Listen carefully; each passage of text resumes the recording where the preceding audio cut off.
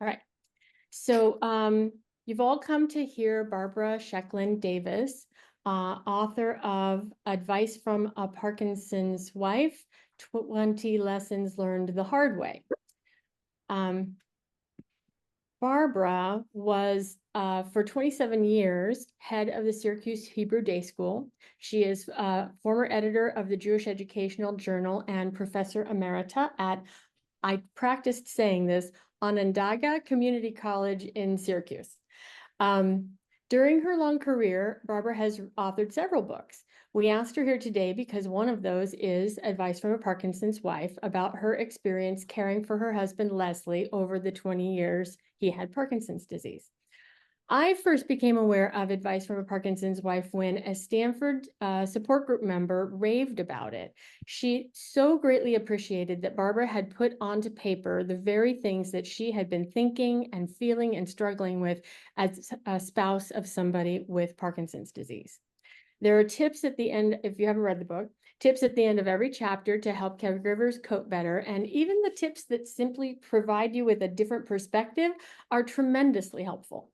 So before I turn the floor over to Barbara, I just want to mention that she wrote a subsequent book, Advice from a Parkinson's Widow, 20 Lessons I Never Wanted to Learn. And I confess I have not read that one yet, but it is on my bookshelf.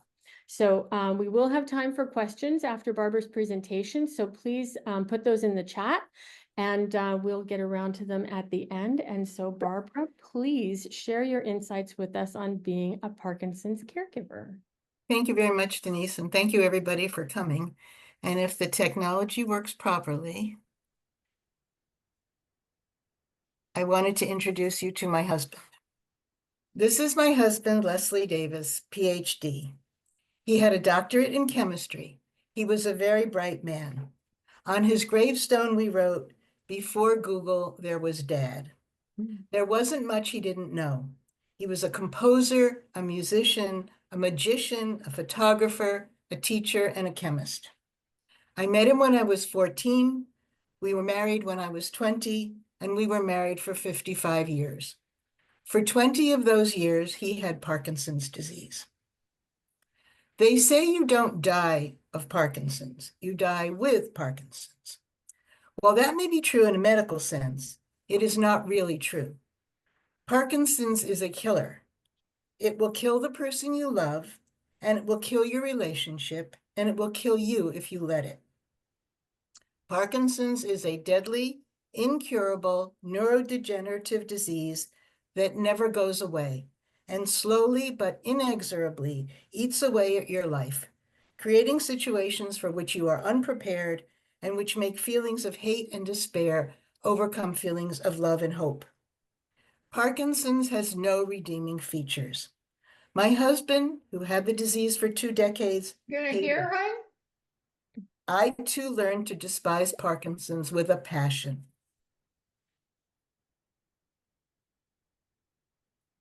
So tell us how you really feel, Barbara. Is this talk going to be a complete downer? Should our virtual guests head for the liquor cabinet or the exits? The answer is no. I do not intend to spend the next 30 minutes making you feel bad. People with Parkinson's are some of the bravest and strongest, some of the most inspiring people on the planet. They fight daily, hourly, against an unseen enemy and win battles over and over again. Whether or not they have dementia, and so many of them do or will have it, they nonetheless spend every minute of every day coping successfully with tremors, falls, stiffness, hallucinations, freezing, and other aspects of Parkinson's disease. No day is like any other day. No two people experience Parkinson's the same way. Yet people survive the experience, make lemonade out of lemons, and live life to the fullest, thereby vanquishing this medical enemy for many years. They exercise, they write books, they travel, they work, they are parents and grandparents, they are survivors. They persevere despite the way they look, the way they talk, or the way they feel, because they want life to go on, and it's our job to help them. There aren't a lot of prizes for people with Parkinson's. Nobody rings a bell when they finish a treatment. There aren't a lot of pink ribbons or blankets or socks to show that they overcame a disease. But there should be. Getting through a day with Parkinson's is worthy of a medal. But most people don't realize how taxing it is. My friend Chris Gemelli, who heads the development office of the Buffalo Parkinson's Foundation, told me the following story. A man with Parkinson's is watching television with his wife. He decides he would like to have some milk and cookies while he's watching the program. So he carefully gets up from his chair, checks his balance, and makes his way to the kitchen without falling. He carefully gets a plate and a glass from the cupboard and ever so mindfully places them on the table. He slowly and cautiously opens the refrigerator and takes out and pours the milk, taking care not to spill a drop. Then takes 2 cookies from the cookie jar and puts them on the plate. Then he takes the plate and the glass and heads back to the living room. At this point in Chris's story, I am freaking out. He will fall. He can't walk and carry things. Where's his walker? Why didn't he ask his wife to get the milk and cookies? He shouldn't be doing this.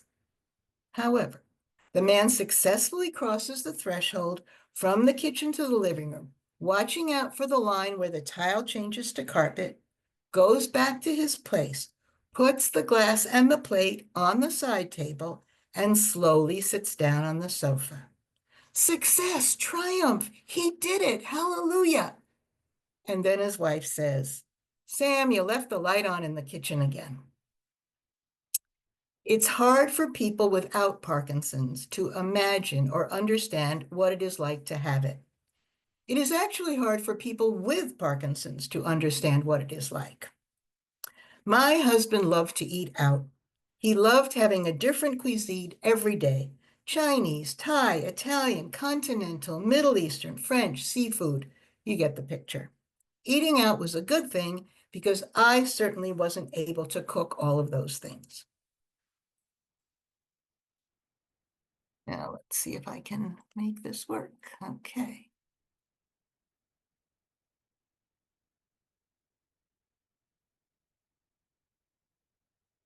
And we always ate at 5 o'clock for over 50 years, 5 o'clock. So one day at 4 o'clock, I went to tell him to start getting ready to go out. It takes people with Parkinson's a lot of time to get ready, and one needs to be aware of that, hence the 1-hour call. But I took one look at him and knew that we were not going to go out that night. This is what he looked like. So he didn't start to get ready. Instead, he went to bed, and I started making peanut butter and jelly sandwiches. Then at 7 o'clock, my husband came out of the bedroom and said, why aren't we going out to dinner? And this is what he looked like. Who can explain this? What happened between 4 and 7 p.m.? What can account for this radical change in his appearance and his energy? This is Parkinson's. This is what you have to deal with. Every day is different. Every day is a challenge. Which doesn't mean that every day is a disaster. Sure, there are days when nothing goes well, but there are also days when it does. Parkinson's did not stop my husband and me from going to Florida for 2 months every winter. It's very hard to push a wheelchair in snowy Syracuse.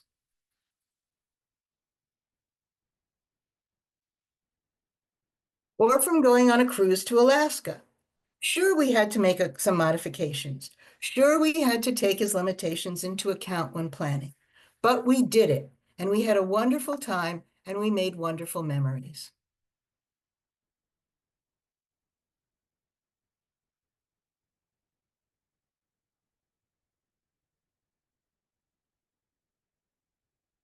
Parkinson's doesn't stop you from interacting with friends and family.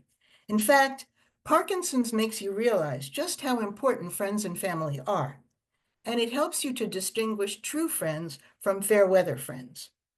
I will be eternally grateful to one couple who kept inviting us to go out with them to eat, even though my husband kept leaning onto the wife who was sitting next to him on the banquette.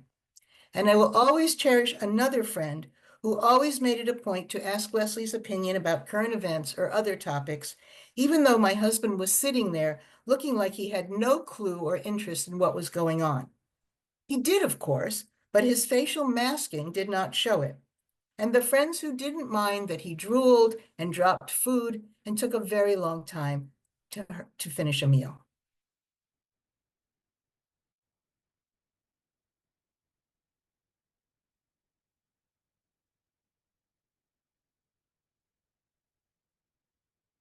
And it will probably choke up when I tell you what our young granddaughter said at Leslie's funeral in a demonstration of true love.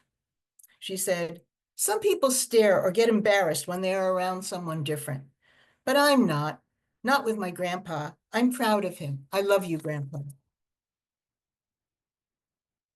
Parkinson's teaches you what is really important in life. People who love you, people who truly care about you. Some people are unbelievably awful. I remember a flight attendant who came over to us just as the plane was taking off and said, "If the plane crashes, you will be the last people off." What on earth made her say that? Or the TSA agent who looked at my husband and then at his driver's license photo and said to me in a really nasty voice, "You need to get a new picture. He doesn't look like this one." And I wanted to tell her that she needed to get Parkinson's, but I didn't. But then there are the other people, the ones who restore your faith in humanity, the people who tell their kids to run and open the door for you, the ones who offer to help put the wheelchair in the trunk, the ones who treat the person with Parkinson's with dignity and courtesy, despite the obvious signs of their illness, the ones who are kind and friendly and helpful. God bless those people. You can never underestimate what a person with Parkinson's is thinking, doing, or feeling. My husband was an extremely bright man, but he was never especially sociable. As Parkinson's kept him sitting in a chair, showing absolutely no emotion on his face, it would have been easy to think that there was nothing there. That would have been a terrible mistake. He was acutely aware of what was going on around him, but chose not to comment on it and to participate only when he felt like it. You kind of figured he didn't know or care about what was happening, but you would be wrong. The same little granddaughter I mentioned earlier tells the story about the time she went to a wedding with her dad. Her cousin Emmy was there. She was telling us about it, and I asked, "Why is she called Emmy?" And Leslie popped up with, "Because she's not called Susan." Despite it all, he was still capable of humor and being silly.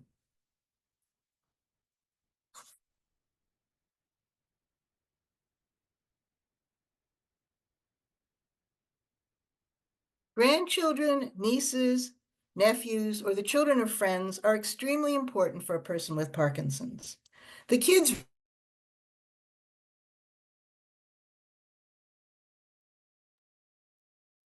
Oh, She muted you by mistake. I unmuted. Okay. I don't know why I muted, but they like to be helpful and they don't miss a trick. They offer to bring things, they run for the walker, they remind the person with Parkinson's to go Tommy, do you slow. want to come here? You want to see this? Most of all, they offer unconditional love and comfort, and they make the person with Parkinson's feel valued, wanted, needed, and still part of the family.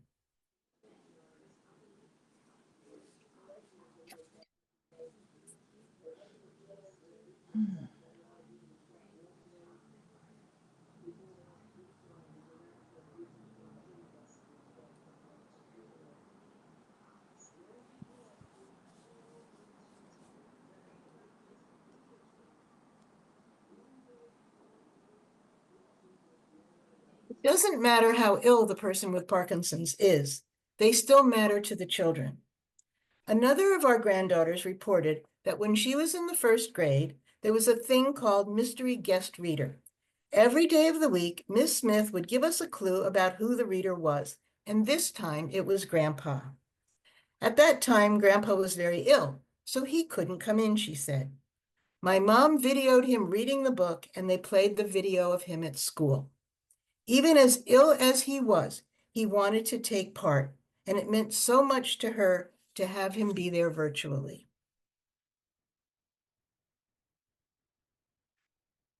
So I've been talking a lot about people with Parkinson's. What about the caregivers? What happens to your life when your parent, spouse, or partner is diagnosed with this disease? Well, it's going to change for sure. And I don't want to sugarcoat it. It's not going to change for the better. You will have to deal with things that you never imagined. The Olympic cyclist and person with Parkinson's, Connie Carpenter Phinney, put it very well. Living with an incurable disease like Parkinson's is very different from living with a terminal illness. This is a disease you're going to live with for a very long time, so you really have to make peace with it. In the years since my husband died, I've given a lot of thought to what he and we went through. I have come to realize how incredibly horrible it must have been for him to be unable to trust what he was seeing and what his mind was telling him. From birth, unless we are blind, we see things and know they are real. But my husband saw things, foxes, cows, me with another man, and he thought they were real. He knew they were real, but they weren't real. And when I and others told him that they weren't there, he really didn't believe us. He believed his eyes. He believed what he saw because that is what he and we do. We believe our eyes. We don't believe our brains are fooling us.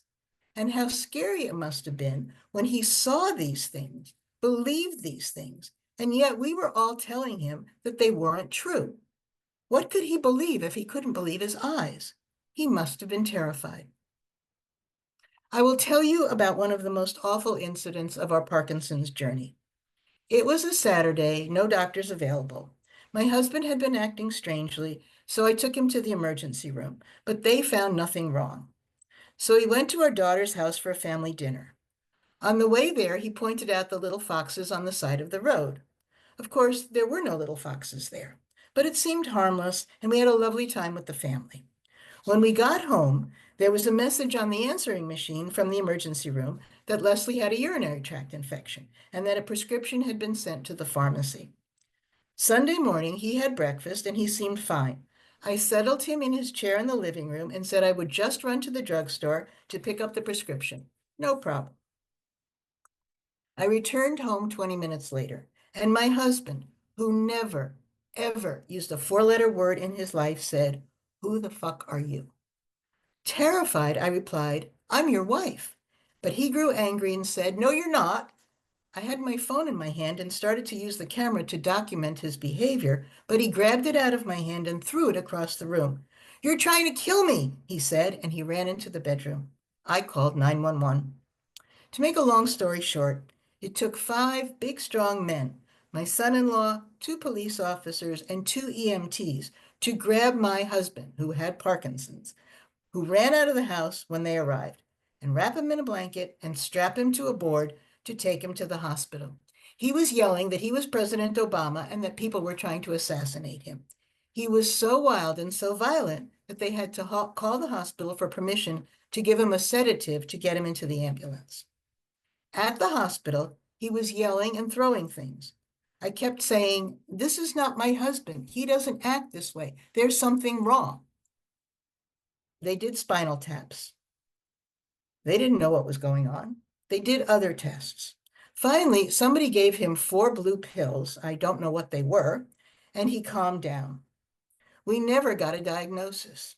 After 4 days in the hospital, where he was still agitated and trying to escape, he returned to normal. He didn't remember anything of what happened, but I will never forget it.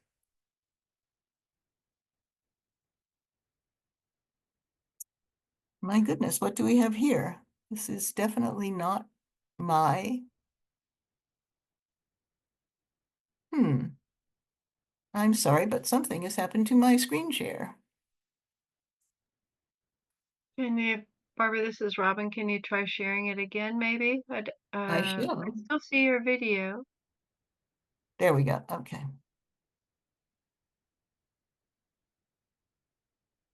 There we go. Sorry. Thank you. It's always a technical glitch, right? Yes.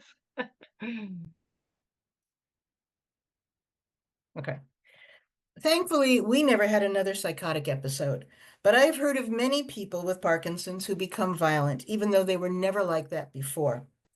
How does one cope with this kind of behavior? It helps to know that it is part of the disease process. It is not personal. It is not directed at you. It's awful, but in a sense, it's not real. They cannot help themselves any more than they can control their bodies. You have to know this to survive. That's why I wrote the book. It was my therapy. There were so many things I did not know until I experienced them. So I said they were lessons learned the hard way.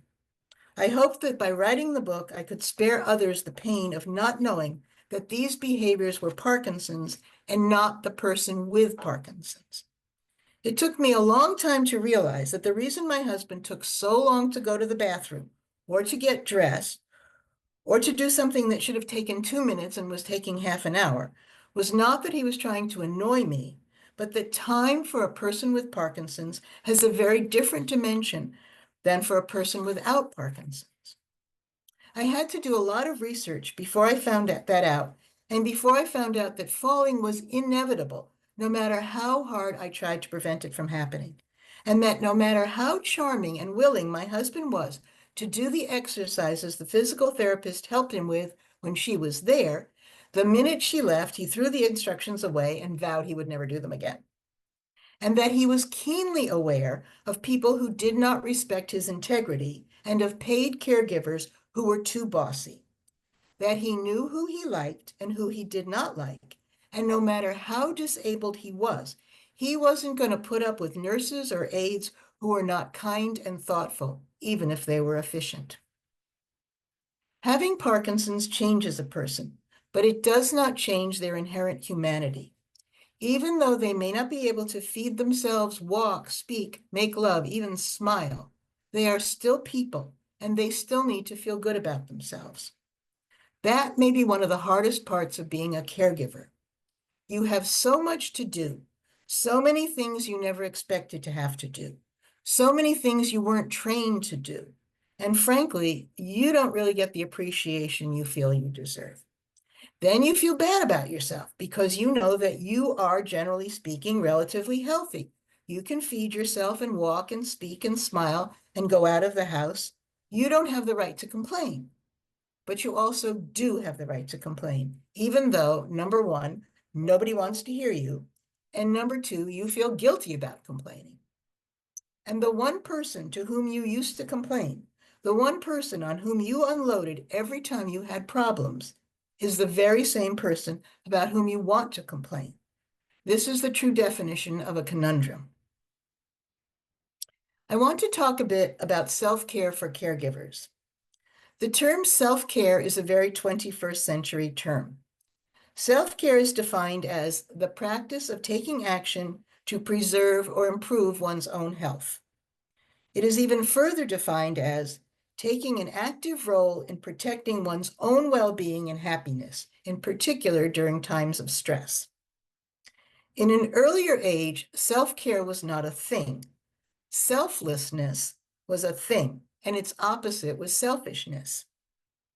There are a lot of things about the way people behave in the 21st century that I do not particularly admire, but the ability to stand up for oneself, to take an active role in protecting one's own well-being and happiness is something I wholeheartedly endorse. And the fact that you can do it now without being made to feel guilty is a tremendous step forward. My book has a chapter about guilt. Guilt was very much a companion on my Parkinson's journey. But after a long time and a lot of reading, I came to realize that I was not alone and that caretakers' guilt was a real issue for many and one that needed to be rejected. The fact is that you will be a more effective caregiver if you care for yourself. The Parkinson's spouse may expect selfless service, but that is neither a healthy nor a realistic expectation. Caring for yourself will allow you to be a better caregiver and to provide better care for your parent or partner or spouse for a longer period of time. You should not feel guilty about caring for yourself. It simply improves the care that you can provide for another. So get help. Help with the house, help with the parent or spouse, help in the form of a family member, a support group, a friend in a similar situation with whom you can commiserate. You are entitled to all of these things and should not feel an ounce of guilt about taking advantage of them. I have read that caregivers should get an hour a day and a day a week of respite. Aim for this. Be creative in how you get what you need. Maybe the hour a day comes when the person with Parkinson's is watching a favorite television program. Then you can get in the bath or sit down with a book or invite a neighbor over for coffee or watch a TV show that you like on a different TV set. Tell your person with Parkinson's that this time is your time and that it will only last an hour, but that hour is sacred to you, and he or she must honor your time while they are otherwise occupied. Stick to your guns. It will work. Getting out of the house is a little harder. You need someone to take your place. It's not inexpensive to have a paid caregiver, but it is worth the money if you can find the right person and can afford it. Or have a family member or a friend come over, or maybe someone from your church or synagogue. It may take some effort to find the right person, but it will pay off in the long run for both you and your person with Parkinson's. And don't feel guilty about it.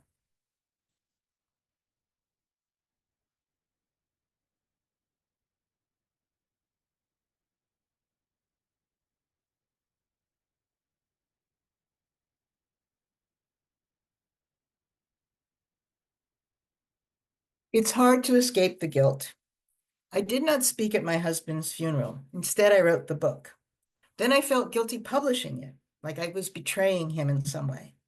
But I believed it was more important to talk about the things most people don't mention than to keep them secret.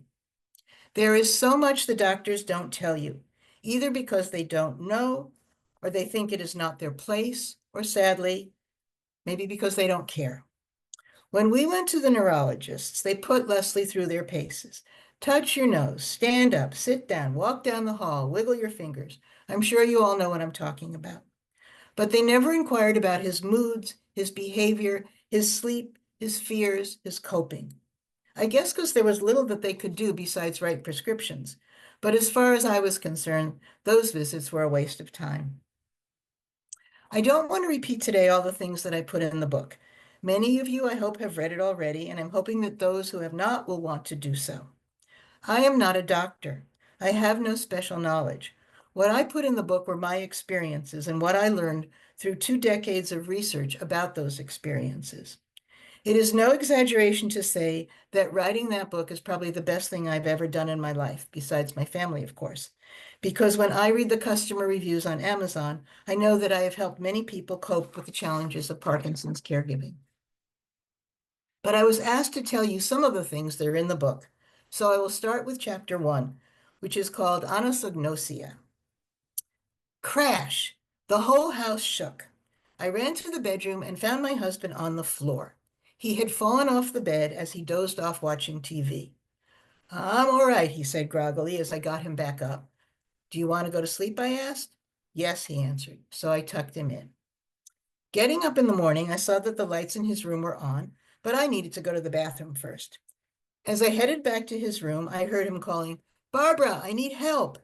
I found him flat on his back on the bathroom floor. It's wet there, he said, although it wasn't.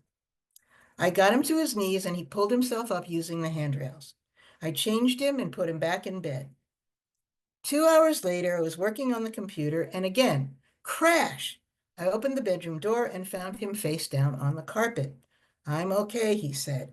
I got him to his knees and got him up. Later that day, our daughter came to visit, and my husband commented, I haven't fallen in a long time. You fell last night and twice this morning, I said. I did not, he exclaimed angrily. He turned to our daughter and said, I am concerned about involuntary falls, but I don't have any. I haven't fallen in a long time. I used to think that Parkinson's patients were aware of their deficits and probably bothered and humiliated by the tremors, the drooling, the falling. And perhaps some are, but others are like my husband, completely lacking in self-awareness and any understanding of their disabilities and deficits, both physical and mental. The name for this phenomenon is anosognosia. It means lack of insight and impairs a person's ability to understand and perceive his or her illness. It affects people with Parkinson's, Alzheimer's, schizophrenia, and bipolar disorder, which is why many of those who have those impairments do not seek treatment and refuse medication. Lacking awareness of their disease, they see no need for therapies. Studies of people with Parkinson's who have had deep brain stimulation and who are shown before and after surgery videos of themselves often express surprise at how disabled they were before the operation. They had no idea how impaired they were. The blood is pouring down Leslie's leg from the cut on his knee where he fell. I'm trying to take off his pants and socks. The dog is licking the blood up from the floor. Yuck. He is giving me a hard time. What are you doing? He asks angrily. I'm trying to bandage your knee from your fall, I answered. I didn't fall, he says. I show him the bloody mess. I didn't fall, he insists. I shake my head and continue the cleanup. Get peroxide, he says. Anosognosia can make life very difficult. If you don't acknowledge that you're likely to fall, that you do fall, that you fall often, you are not going to take steps to prevent falls. The anatomical damage caused by Parkinson's to the part of the brain involved in self-reflection makes denial of disability a way of life. That is why my husband still thought he could drive, walk on the beach, swim in the ocean, and go on safari, while I was afraid to let him out of my sight or leave him alone for even a moment. That was why he avoided using the walker as often as he possibly could. That was why he fell so much. As frustrating as it was for me, it was equally so for him, since he sees nothing wrong with what he is and does and can't understand why I'm so worried about him. But maybe it's a blessing. Maybe it's nature's way of diminishing somewhat the awareness of how devastating Parkinson's is. But it definitely makes things harder. Each chapter of the book that I wrote contains a lesson learned and some tips about how to cope. Here's what I wrote about anosognosia. Lesson learned. The cognitive impairment of people with Parkinson's affects their self-perception. They simply do not realize how disabled they are. This complicates the caregiver's job, as she is perceived as offering assistance when none is needed. How to cope. 1. Remember that this is a medical condition caused by deterioration of parts in the brain. It is not stubbornness or denial. Don't try to prove or insist on the person's limitations. This will only upset them and frustrate you. Instead, do your best to make changes discreetly, arranging things subtly that will help ensure their safety. 2. Be compassionate and supportive. Even if the person with Parkinson's refuses physical therapy, forgets to use the walker, still thinks he can drive or travel to faraway places, he's not doing it on purpose. Be gentle and understanding and try hard not to lose your patience. 3. Allow him or her to do as much independently as possible while remaining alert and available to help. Find ways to help that preserve pride and, above all, be patient.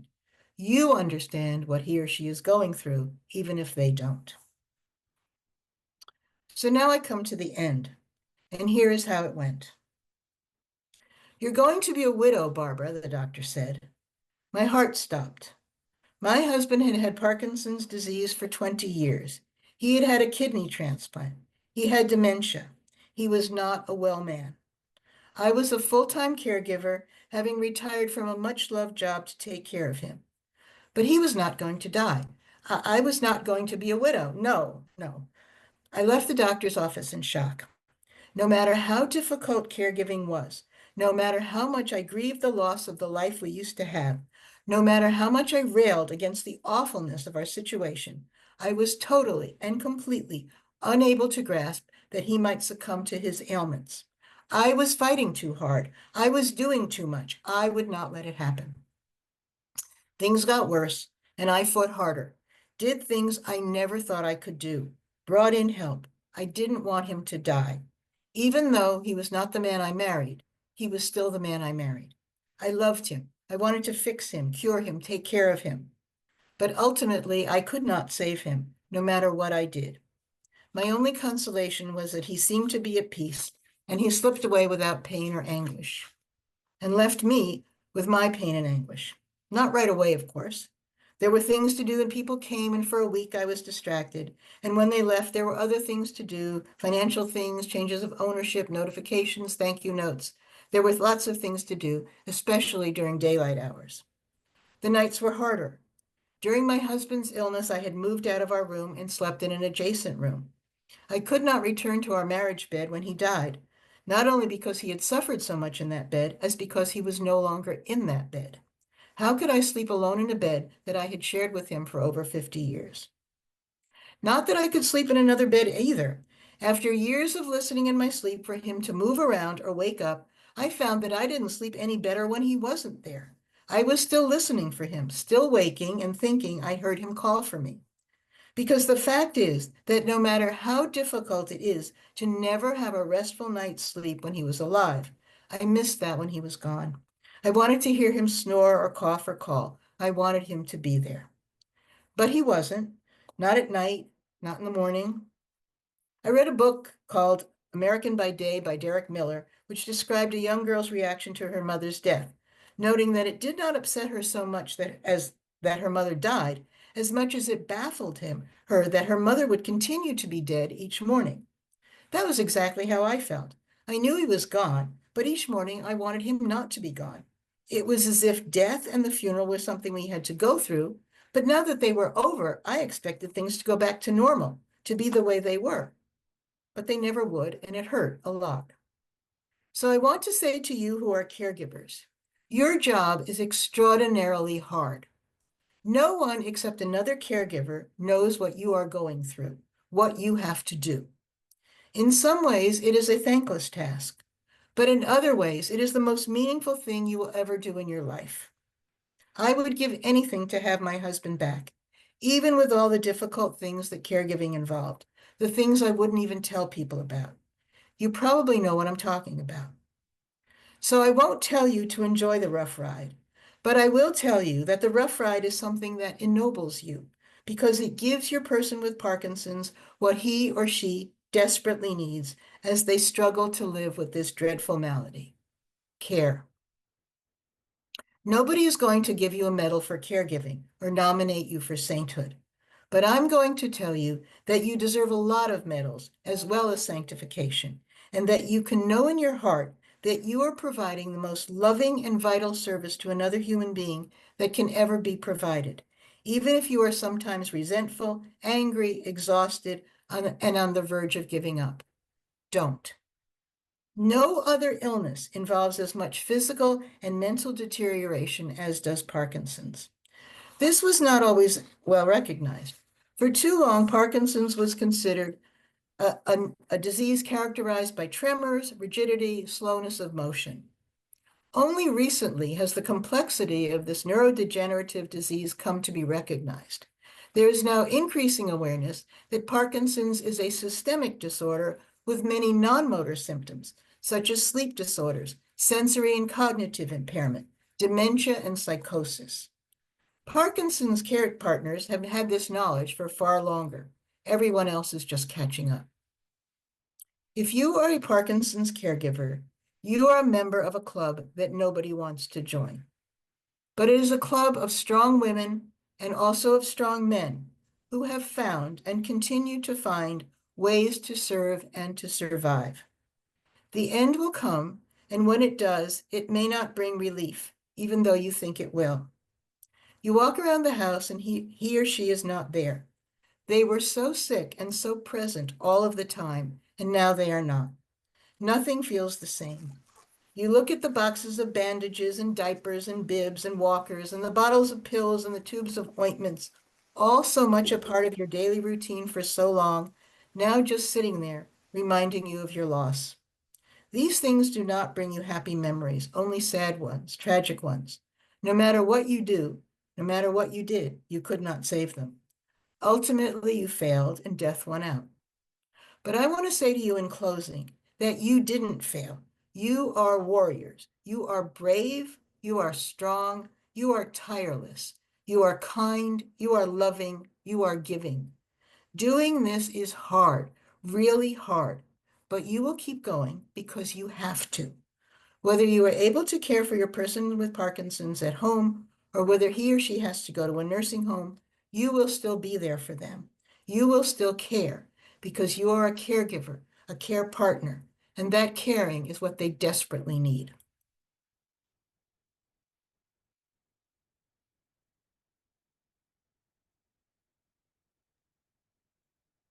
I want to end with a verse from a poem that was read by our rabbi at Leslie's funeral, because it applies as much to you as it did to him.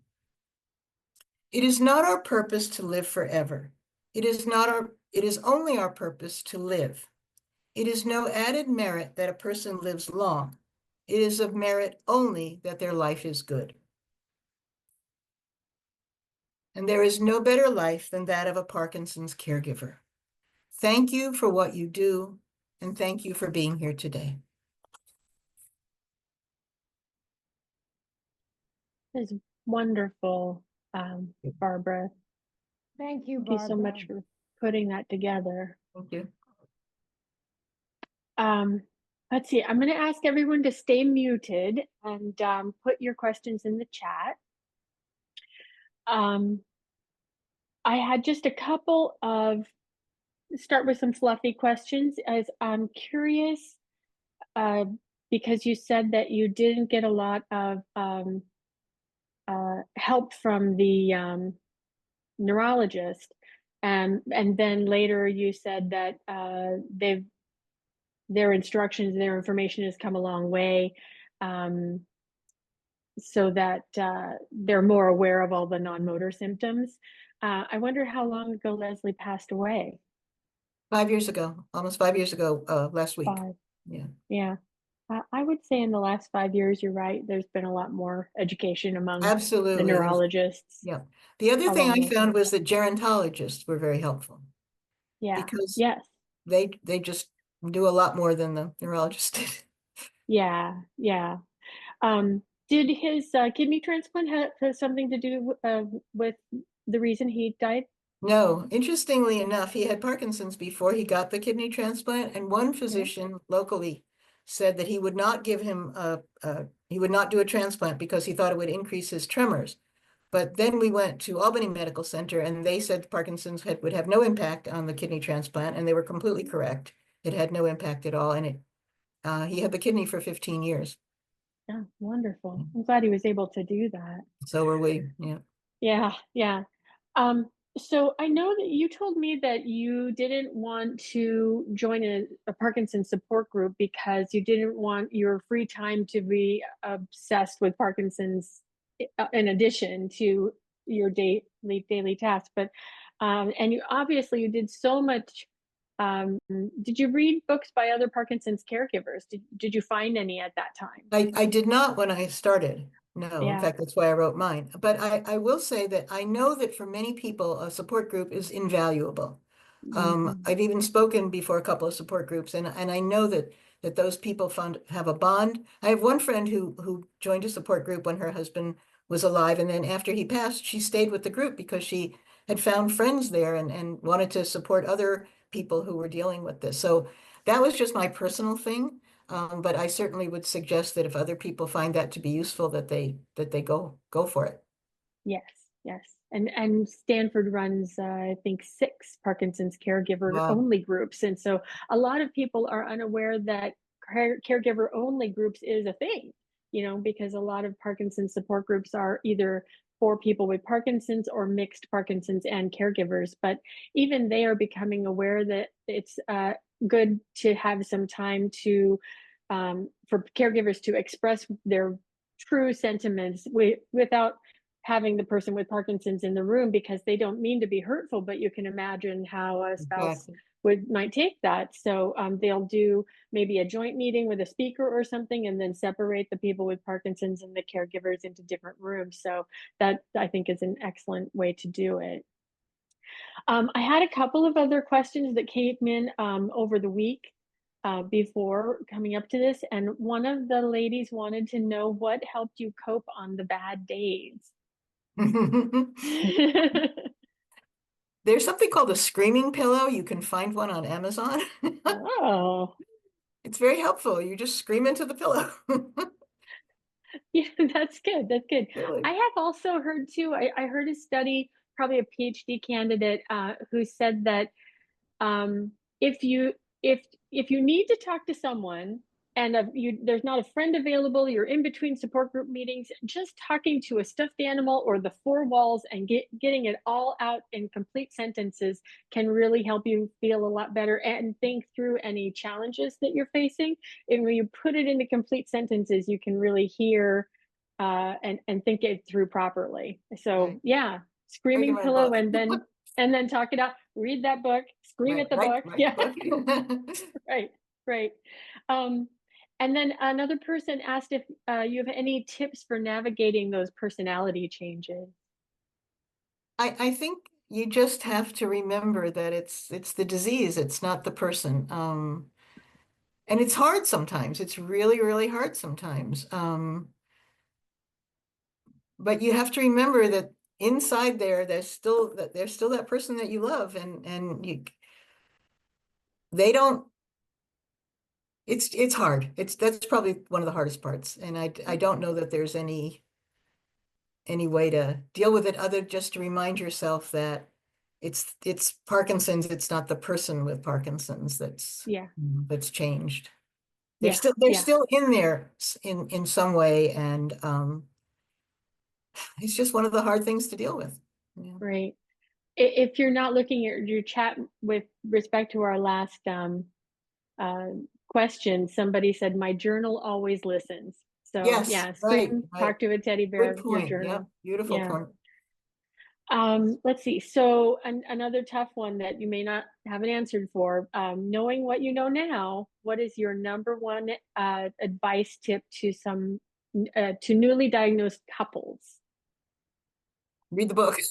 Yeah.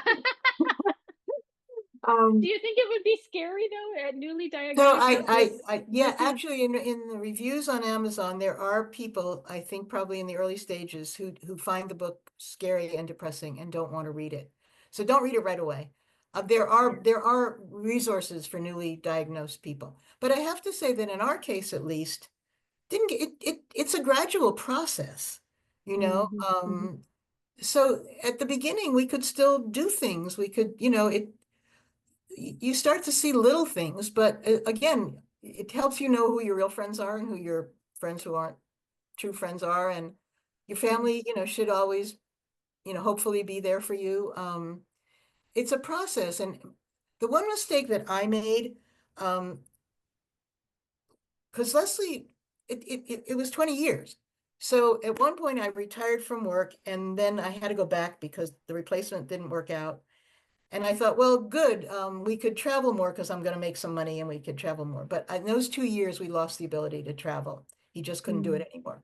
So my recommendation is if you get the diagnosis, do as much as you can for as long mm, as you can.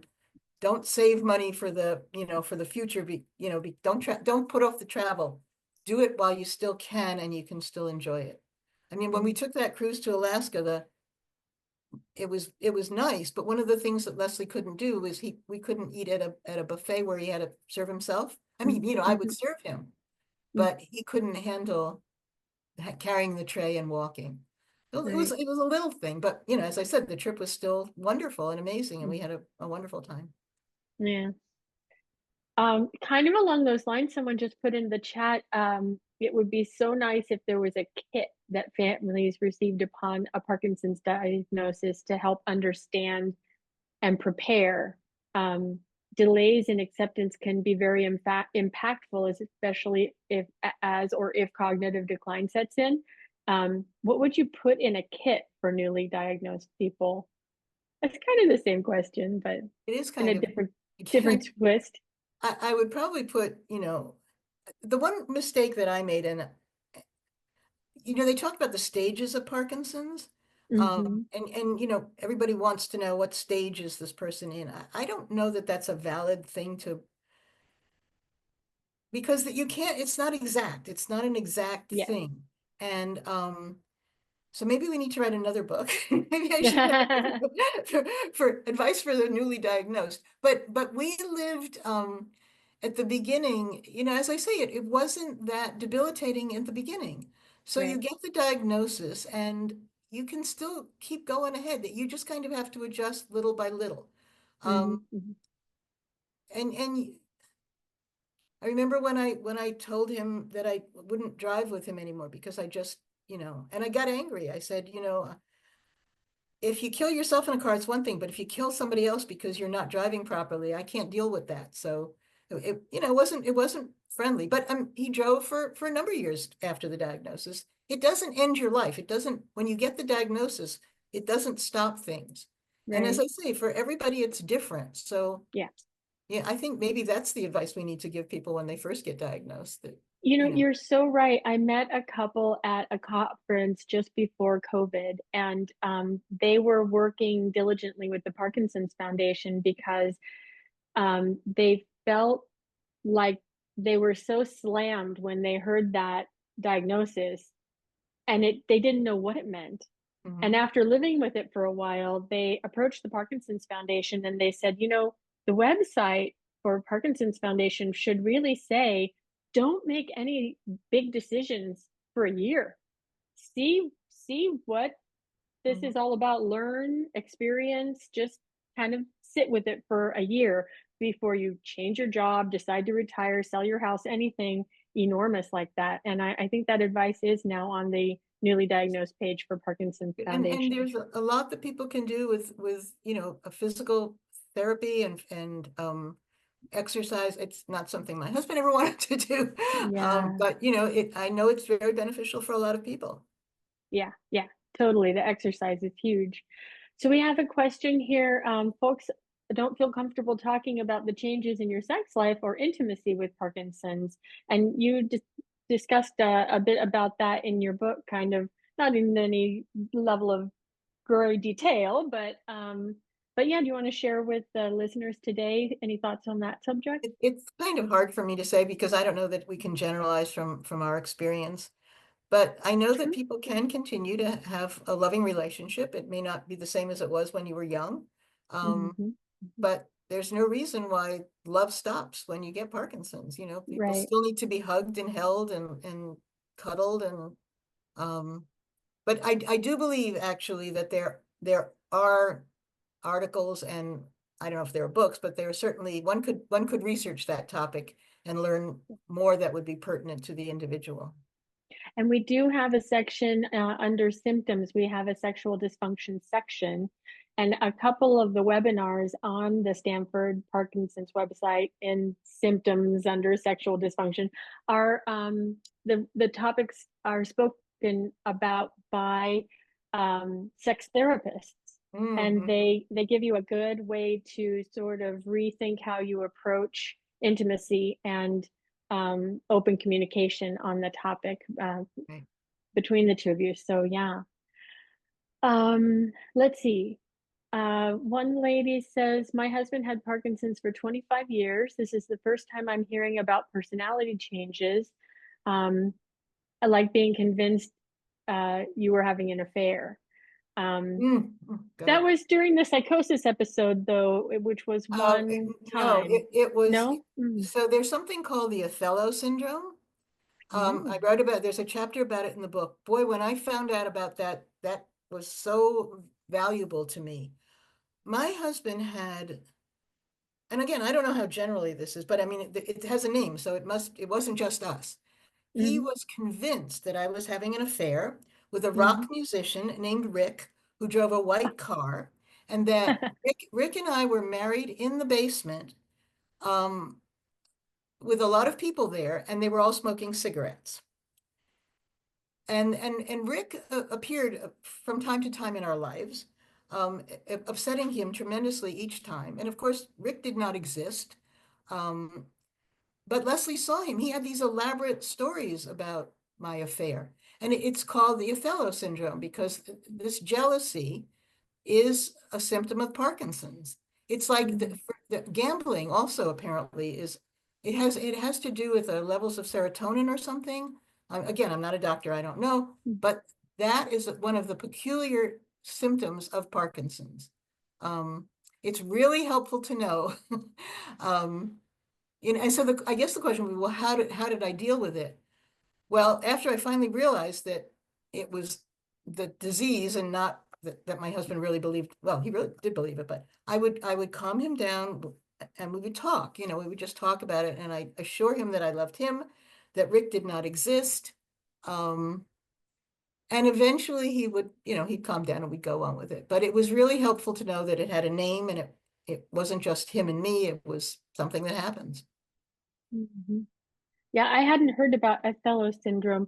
My father had Lewy body dementia. Well, he had a Parkinson's diagnosis for about 6 years, and then he began hallucinating, and his diagnosis was changed to Lewy body dementia. Did any of the neurologists ever suggest that Leslie's diagnosis should be changed because of these delusions? Nope. No. Huh. It's one of the uselessness of the neurologist. Do you, They were very concerned with his physical symptoms. Now it could be, it could be where we are, the hospital that's here. And I know that the doctor, this is an ironic thing, that the man who diagnosed him, whom we loved very much, he diagnosed him as we walked down the hall to his office. We walked in, we sat down, and he said to my husband, "You have Parkinson's." I mean, we had no expectation. His Parkinson's presented as a tremor in his legs. And he went to the doctor because, as I said, he was a teacher and a chemist. And the students were complaining that they couldn't read his handwriting on the blackboard because it was so small. And micrographia is one of the symptoms of Parkinson's. So, but my husband's presentation was unusual. But what the genius of this doctor was that he reached behind him and he pulled a book off of his shelf that was called The Scientific Basis of Parkinson's. And he said to my husband, "Here, read this book. It'll tell you everything you need to know. And I will give you medication if you come to grand rounds on Thursday morning." So we went to grand rounds and there were 10 doctors there around a big table. And they put Leslie in front of them and they tried to guess what was wrong with him by asking him questions. They were all neurologists.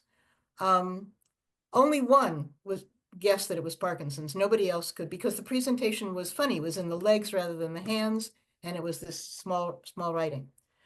But the fact that he understood how to reach my husband, giving him the book about science when my husband, it was brilliant. Sadly, and this is an irony of fate, he died of Parkinson's. He died before my husband.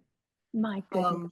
The next doctor that we had was wonderful, a very cheerful man. I'll tell you a funny story about him. My husband had a Corvette. He shared it with my son-in-law. They purchased it together. He loved this Corvette, absolutely loved this Corvette.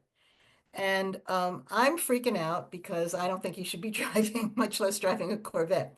So we go to the doctor and the doctor says, so how are you? And Leslie says, "I'm great. I've got this red Corvette." And the doctor goes, "Great, that's life affirming." And I'm going, "Oh no, I want you to tell him he can't drive and you're telling him it's life affirming." I mean, I appreciate what he was doing. But we eventually didn't. We eventually sold the Corvette. We have had similar stories in our support group. Almost identical. Yeah. We have somebody here who said that they've read your book several times, and thank you. She says, "It is my mind on paper makes such a difference." Good. Let's see. And someone asked, did your husband learn all he could about Parkinson's once he was diagnosed? But you said he had that book. He had the book, but I think, again, I think he read it, but then I don't think he ever picked it up again. He really hated Parkinson's. He did not want to learn any more about it than he had to. Yeah, I feel him. And you had mentioned one thing I should also say, I mean, there are medications that are helpful that can postpone the symptoms for quite some time. And it's important to have a physician who, watches carefully to make sure that the medications are appropriate. And they did during the course of Leslie's illness, they changed several times. They keep coming up with new and better ones. So that's also a helpful thing. Yes. And you had mentioned that when you went to the doctor, you didn't get a whole lot of information from them. And I think I emailed you that I feel like doctors don't explain well to when patients come in that if it's time for a medication adjustment and somebody's complaining that they're not sleeping well or that they're anxious or something like that, the doctor should explain that, well, it is time for a medication adjustment, and that should help these non-motor symptoms as well. And if it doesn't, come back, maybe give it 3 days, a week, and tell the patient when to come back. So sadly, you kind of have to know that you need to initiate that conversation in order to get more information out of them. And but you can't ask the question that you don't know to ask. So Right. that's another reason I think that support groups are good to attend, so you kind of learn what you need to advocate for. There is another book that I would recommend to people, and of course, for the life of me, I can't remember it. It was written by a Dr. Friedman, and it was called, I can, Is it Brain the and one in the book? behavior. yes, Brain Brain and It is. behavior. Yes, it's a wonderful book, and he's come up with a new edition. He's brought it up to date. That was my Bible. It was, I kept reading it. It was like Dr. Spock when I had children. I just constantly read it because it really provides and what I loved about that book was that, oh, here it is. Thank you. Yep, Brain and Behavior, Coping with Parkinson's Disease. It's a pitch for him. Well, you can't see it probably. Yeah, it's not. It's a wonderful close. book, and the second edition is, the man is just, he was wonderful. He actually put an awful lot of it online at first so people could just access it for free. It may still even be available online, and then he eventually brought it out as a book. But it's, obviously I'm not a doctor, but he is. But he's a very humanistic doctor, and I really recommend that book. It answers almost every question. Yeah, one of the support group members in Los Altos bought the book, and after she read it, she said it's a lot. It's very dense, and she donated it to our lending library. So the Los Altos group can share it among themselves. Right, it's a really good one though. Yeah. Let's see. We've got some comments about my wife seems rather self-absorbed and rather selfish. She will go in the kitchen, make herself a cup of coffee, and never offer one to me. Is that the kind of changes that you saw in your husband, or was very different? I think again, happens with age. That's why I say gerontologists can be real. I think Yeah. I think, and again, like the episode with the guy with the coffee and the cookies, they have to focus so much. There's so much work that goes into something as simple as making a cup of coffee that they don't even have the energy to think about another person. And I think if you understand that, you won't take it personally. That is a really good answer. I admit it's very frustrating. Yeah, Very yeah. frustrating. And it actually, I'm glad that someone asked that question, because when you were telling the story, I don't think that came through, that detail of they're concentrating so much on this, accomplishing this task, that they can't think of everything. Yeah. Right. Someone in the chat says, could you comment about having a neurologist versus a primary care physician versus a movement disorder specialist? But it doesn't sound like you had a movement disorder specialist option. It's interesting that the doctor that we saw, I now see he's listed as a movement disorder specialist. So I think that title may have evolved. I never even heard the term early, 25 years ago. Yeah. So, and again, I'm not sure it's just a movement disorder. The other thing I think that's really important is having a doctor that you like, that you feel comfortable with, that you can talk to. As I said, the first one was amazing for us. And the second one is a very nice man, but he was too busy focusing on being positive, I think, and measuring whatever it is he was measuring. And I have a chapter in the book about going to the doctor. Just like you said, it's sometimes good to separate the person with Parkinson's and the caregiver. Sometimes maybe the caregiver should get an appointment with the doctor, because it's hard to ask those questions when the person's there. Yeah. Because again, you don't want to make them feel bad. You don't want to humiliate them. You don't want to embarrass them. You don't want to scare them. But there's stuff you need to know.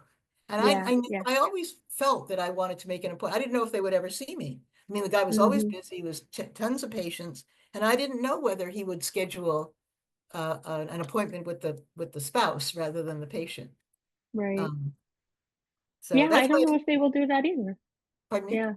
I don't know if they will do that either. I don't know. Yeah, It would be on your insurance and right. yeah, Yeah, that would be weird. Yeah, right. yeah. Yep. Um, one person says in the chat, impulse control issues have been the most challenging for me. Have you experienced impulse control disorder with Leslie? Not much, but I've heard about it with others. I think we saw it only to the extent that if he wanted to get up and do something, he'd get up and do it, and or everybody's going, slow down, Yeah, slow down, slow down, and he's rushing, yeah, and yeah, why are you why? But when the thought hit, he'd get up and he wanted to do it, and inevitably, bow, you're down. yeah. Um, and that kind of, I guess that is impulsivity, I'd always be careful, slow, don't, I'm always don't, and Hmm. it was not much you could do about it because there was much you could do about it. Yeah, yeah, yeah. One person has saying that their um, surprises like dysregulation of blood pressure, Mhm. um, because every person's situation with Parkinson's and symptoms, how Yep, they manifest is different. yep, Um, and I think it's very common to have blood pressure drops with Parkinson's because all of the nervous system is affected, and that's the autonomic nervous system. So particularly upon standing, mhm. and you were talking about the anagnosia. How do you spell that? Say Yeah, that. yeah. Uh, Hard to then say. you do, yeah, he's impulsive, wants to get up and do things, but doesn't remember that he's likely to fall. So that's a Right. problem. And then walking, they're always doing something in a rush. Sometimes people with Parkinson's and a lot of times they'll run out of breath and they'll start talking really fast. And then the voice will trail off. And their feet kind of do the same thing. There's the stutter steps, and it Oh, kind of yes. sets them Yeah. off balance. So they're not trying to rush, but their feet are either stuck or stuttering, and then again you go over. Um, so yeah. The one interesting thing about falls that I learned is that they tend to fall soft, so that they don't Hmm. always get hurt. I, I, Yeah. I don't know whether they're, whatever it is, but I have a chapter on falls too, but not every fall is over and bang. They can be devastating, and you Hmm. want to make sure there's no rugs, and I mean, I have rails all over my house, which the older Yeah. I get, the more I value. But, you know, um, that's the best way, I think, is to provide something that they can grab onto. Um, Hmm. but again, when they fall, I mean, frequently he would fall, and I think, oh my God, but then he'd be okay, because I think they somehow relax when they fall, or I don't know. It's like they say drunk people don't, when they get into car accidents, they frequently survive because they're so relaxed because they're drunk. Hmm. Yeah, Not yeah. very scientific or medical. Right, right. Um, one person said, "How do you cope with walking away from some of the personal dreams you have for retirement?" And that's Mm, universal. I think grief support really, because that's a type probably. of grief. And Yeah. and again, think about if there isn't a way you can still do it, I put my husband in a wheelchair and we went to lots of, we went to concerts and we went to anything that I could get him to. And like even going out to dinner, which was so important to him. Um, we just did it, we didn't give up. We tried for as long as we possibly could. I mean, there comes a time when you can't anymore, but Mhm. there's, keep trying, keep trying. Yeah. And Kim says, "Did your husband experience apathy? And how did you approach that? That is a very common non-motor It is very symptom common in and Parkinson's. And so hard yes, to overcome." right. And yeah, I just, if he didn't want to do something, we just didn't do it. I could never see making him do something that he didn't want to. On the other hand, if there was something he did want to do, I'd move heaven and earth so that we could Mm, do it. yeah. Um, Eating out was a big, was a big part of our lives. Yeah. Well, and that got him walking at least. Well, He had to no, get in the we had a car. wheelchair. He told me one day, Oh, I don't think I don't think I'm safe walking anymore. So I got a wheelchair. There's two, you can get an aluminum one or a steel one. Go for the aluminum. It's much lighter. yeah. I got a travel one. And we just used it. I pushed him in it wherever we needed to go. And in Syracuse, there's this weird thing. Anybody who lives in a cold climate, when you go to a restaurant, they have two doors sometimes because they don't want the snow blowing into the restaurant or the cold. Oh, Well, right. half the time you get in through the first door, you couldn't get through the second door. And again, there'd be people who would be so helpful and so kind. But we still did what we could, go to the movies, whatever we could, we did just, Mm-hmm. just to do something. Yeah. Um, you mentioned Othello syndrome, and another syndrome that uh, is seen with Parkinson's disease is something that my dad had called Capgras syndrome, in which the part of the brain that connects a visual memory of a person to the emotional feeling about that person are disconnected. Those two parts of the brain. And so my dad would look at my mom and say to her, "Tell Zella she made a really good dinner this evening." He saw her, but he didn't have feelings for that face, and so he didn't acknowledge it as being his wife. There was there must have been 6 of her: the grumpy one, the good cook, the gardener, the one who helped him with stuff. And so Capgras syndrome is something that you might look out for too. And I think, I don't know if these are more common. I almost wish that you had done a brain donation for Leslie to find out, to have his diagnosis confirmed, because the only way to get a confirmed diagnosis is post-mortem.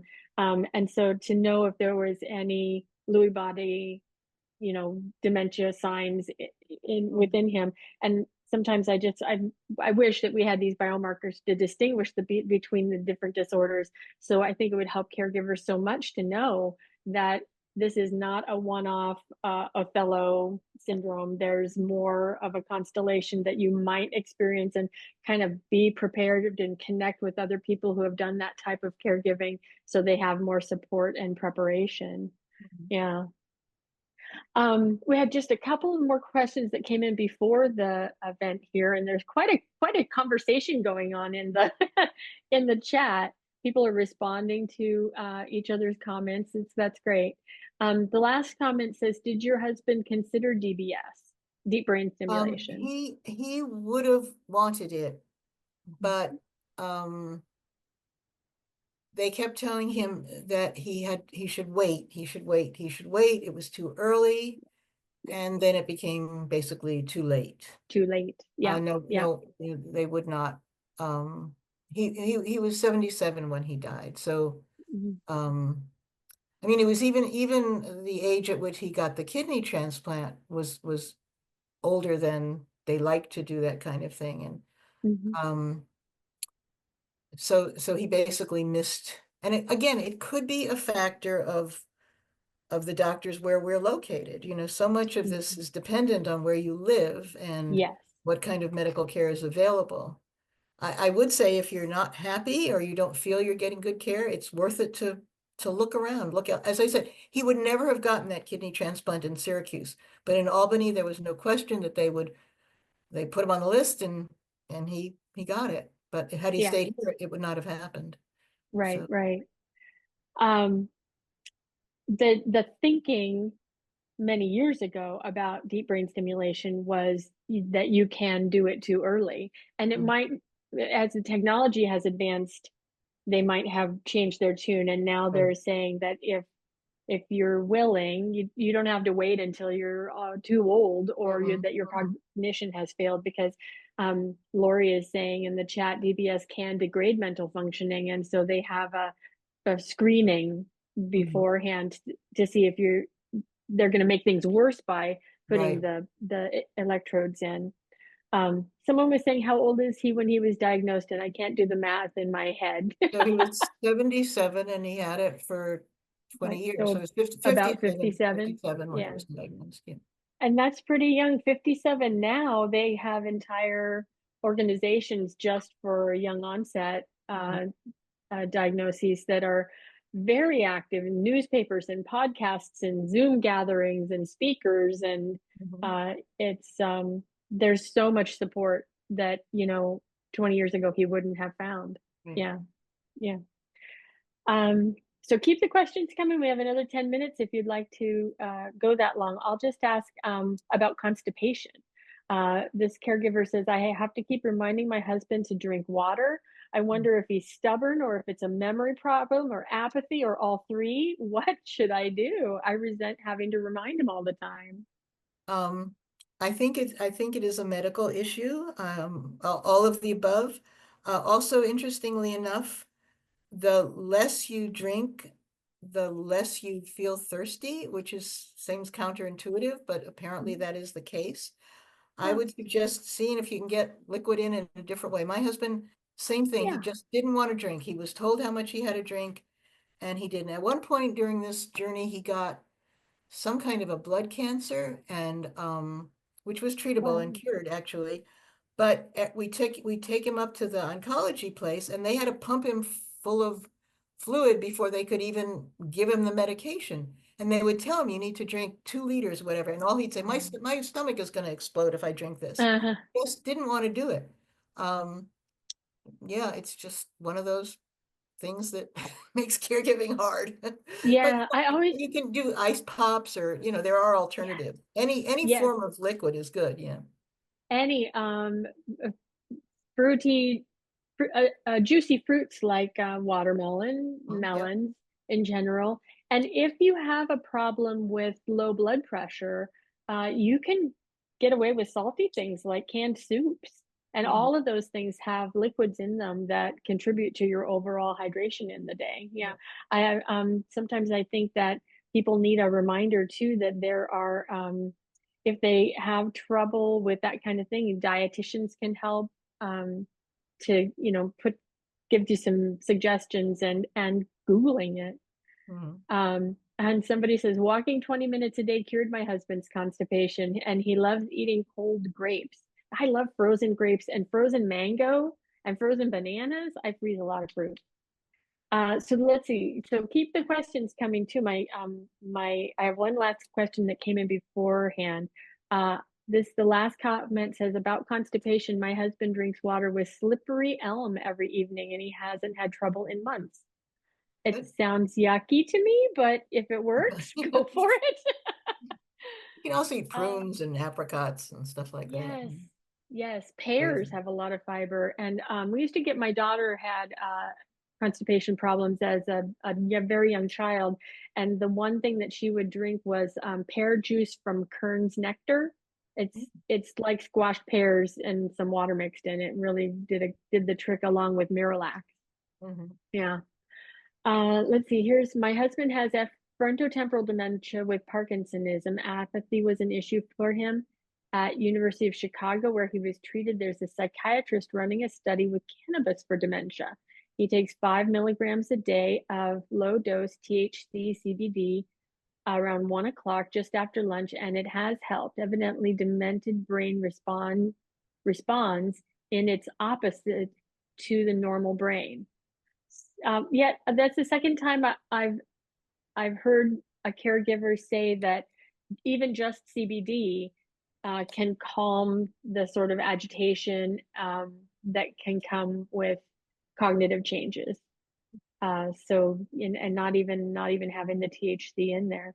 CBD and CBG, I just learned, is another non high inducing element of cannabis that can be helpful for sleep and anxiety and that kind of thing. We have a question here. How did you find a gerontologist? I did not actually find one. This sounds terrible. I have a cousin, a young cousin. I guess she's a first cousin once removed or something. She's much younger.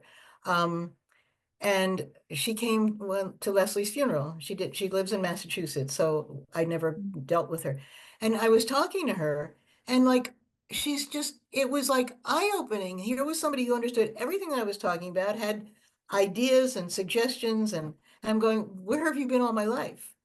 Um, so that's when I realized that, gerontologists who deal with old people who have many similar symptoms, as the brain ages, it does weird things. She just was I learned more talking to her at the dinner table for an hour than I'd ever been able to get from anybody that we had dealt with on a medical basis. So Wow. that's where my love of gerontologists kind of comes from. Yeah.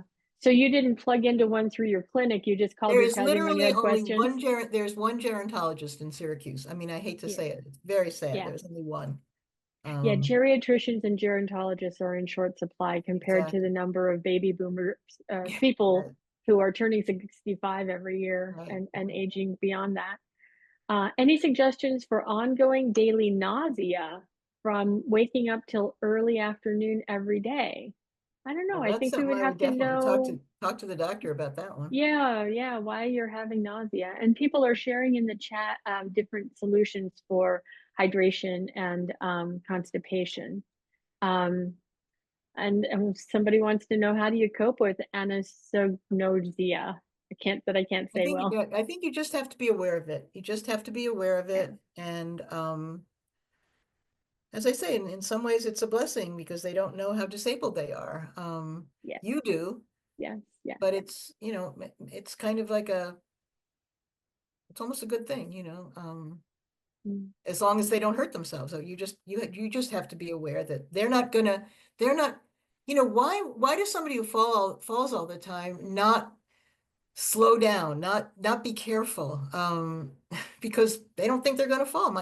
He fell, he kept falling, and he denied. As I said, the blood's running down his leg, and he's yeah. denying that he fell. You know, Right. um, So did that make you feel as though you couldn't leave him alone for 5 minutes, yes. and then you have no life, and Um, it's very yeah. stressful to try and keep someone from falling So all the the time. interesting thing for me in the very end of Leslie's life, when I literally could not leave him alone, is something that's come about since COVID, which is remote work. And I wound up getting a job that was remote and part-time because, Uh-huh. I didn't have to take care of him every second of every day. And as long as I didn't leave the house or leave the room or, so that is another option because nowadays so many people are working remotely that if Yeah. it's something you want to do and you can find something that, that you enjoy doing, which I did, that's another option. Yeah. Yeah. Um, how how do you I don't know how to say this. Did you often meet your goal of 1 hour a day to yourself? No. Much easier to give advice than to follow it. But eventually, my very generous and kind son-in-law hired some help for me. I think we had 4 hours a week. Um, so 2 days for 2 hours. And man, I just had to get out of the house. And that's why I Yeah. said I didn't want to spend that time in a support group because it was very precious to me. And plus you had to go to, well, in the early days, they didn't deliver to your house the way they do now. I mean, you had to go to the grocery store, you had to put gas in the car, you had to, but just getting out of the house was Yeah. really important. And I really, I'm always indebted to him because he paid for that. So I don't even know what it cost, but I know it costs a lot. And luckily, we had a very good caregiver. In fact, it was funny. I came home one day and Leslie starts telling me everything about this woman. Her name was Katie. And I'm thinking, my husband didn't talk to anybody. He knew Katie's backstory, her Insta. I knew everything about Katie because apparently he connected with her. He liked her. So Oh, he that's was very great. talkative. And I had another person. She was very, very efficient. She'd come to the house. First thing, she'd strip the beds, fix the bed, blah, blah, blah, blah, blah. He hated her. He didn't like her at all. Oh, He was very perceptive. When we were down in Florida, we also had someone who came in, and I came home. She was the first time she'd been there, and he said to me, "You need to hire her and bring her back to Syracuse because she's amazing." And it was true. She was yeah, lovely because she didn't want to move to Syracuse. Can't blame her, but yeah, but he was yeah, very, very aware of who was there and how they treated him. yeah. My mom had Alzheimer's and my dad had Lewy body dementia. And I learned over the years that one of the last things to go, even with Alzheimer's, with memory issues, is the social niceties and knowing when someone is that connection with people, knowing when they really get you and they really care about you and when they don't. Yeah. Yeah. One thing that people often forget is a resource. There's around hiring in home care and moving to assisted living. But people often forget that there are adult day programs. And if you Google adult day program near me, you might find that there are a couple of options. And they're usually pretty expensive, maybe $100 a day, maybe a little less, from 9-ish in the morning till 3-ish in the afternoon. And sometimes those programs have transportation. They can come pick up your family member, and they might even have a support group that meets wherever the care center is. So keep it in mind, everybody, if you're in the same boat, that there's a adult day program. Let's see. Last question I got before the webinar today is, my husband and I live in an independent living situation. He needs to move to memory care, but insists that I move with him. What can I say? I don't know that they would let that they would let the partner move if they're not disabled. Well, it moved to an independent living situation, and he needs to, well, yeah, she can't move into the memory care, but she may be able to move to the property that has memory care on it. Yeah. Yeah, that would be one of the situations where you consider hiring in-home help, but it's so expensive to pay hourly 24/7 versus what a care facility. A board and care, depending on the person and their abilities and inabilities, a board and care in their neighborhood or in their area could be a good option. And then they're not that far away. Yeah, that's a tough one. Yeah.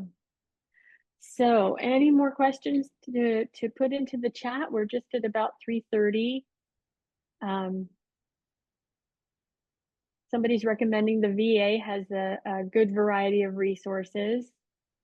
It seems this person thinks that they're better able to handle complex medical issues rather than insurance companies targeting the young, healthy folks. And the Palo Alto VA is tremendous. That's great. Yeah. And I'd have to scroll way far back to see all the other things. People are sharing medications for constipation and nausea, and I don't think we'll get into all of that, but read your chat if you're interested in that. Somebody wrote music, question mark. Oh, that's interesting. There's a book by, oh God, I'm so bad on names. Oliver Sacks about the brain on music. My husband loved music, and that was always something that was very nice for us. We would go to concerts as much as we could.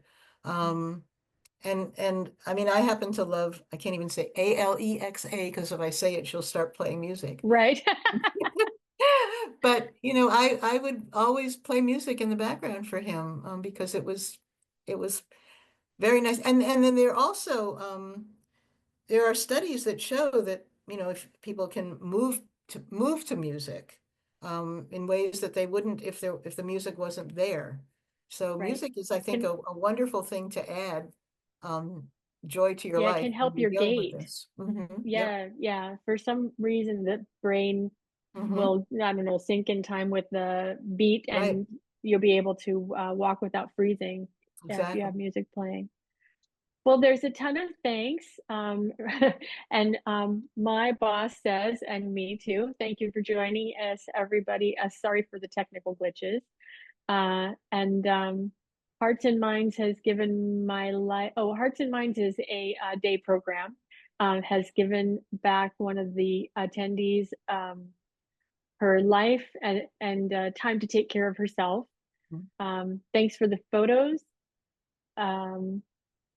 The care you gave Leslie is what she would want if she has PD. Someone wrote in. Music, yes. 3 times a month PD singing group. Oh yes, there are Parkinson's choirs. Well, that's And wonderful. yes, there used to be Parkinson's dance group at the Parkinson's Institute here in Sunnyvale. Then they were good. They were really good. So she sings along with Alexa and dance. Keep moving. Thank you. This was helpful. Parkinson's Care Partner Group in Mill Valley. So people saying that there are care partner groups all over the place. Thanks for sharing your story. And I think that's about it. Well, thank you, Yeah. everybody. It was a pleasure. I Yeah. wish I could have seen you, but Yeah. I'm so glad you were here. Thank you for coming today. Okay. Bye-bye. Bye.